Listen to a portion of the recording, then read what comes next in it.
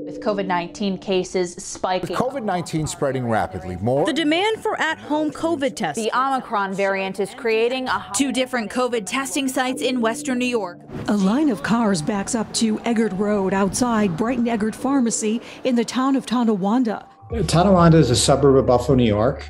We're about 15 minutes from Buffalo. It's a nice blue-collar community. We opened up our pharmacy in 1968.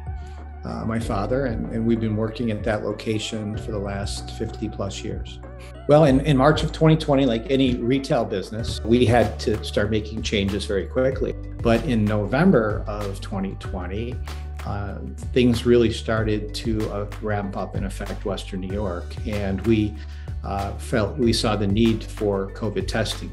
And we made the decision at that time that testing, we needed to keep it out of the pharmacy.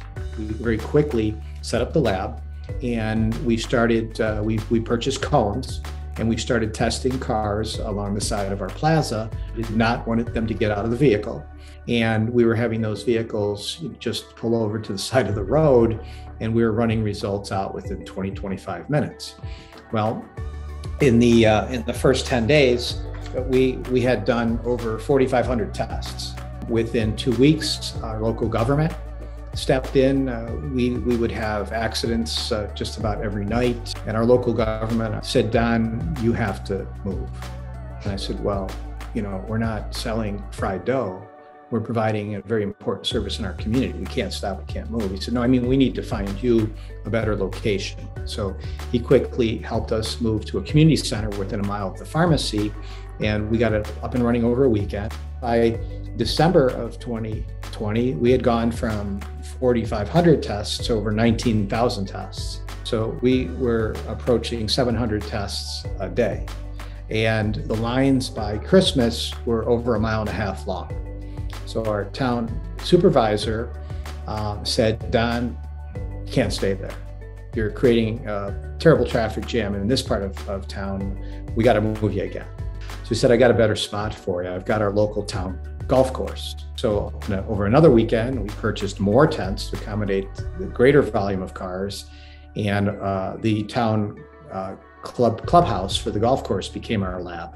And we moved over to that facility where we operated until March, and we got up to doing over 22,000 tests a month.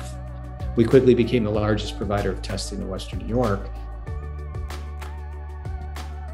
We had been ordering weekly allocations since January, and there it was March of 2021 before we received our first order. So we had heard for 2 months that senior citizens and really pretty much everyone in our community really had difficult times navigating those appointment websites that were created for vaccines. So we decided to make the commitment to vaccinate without appointments. Challenging, because once you've done that, you have no idea what the demand will be from hour to hour, and it's very difficult to manage that demand. But and when that word got out, we were averaging for over 3 months over 150 vaccines a day, and we kept our wait times below 30 minutes. I think we've learned a lot, in the last 2 years. It's been very stressful. So I'm just trying to position my staff and myself. If we do, unfortunately, have an increase or a wave in the fall, are we going to be able to quickly meet that demand for testing? And are we going to be able to ramp up vaccinations again?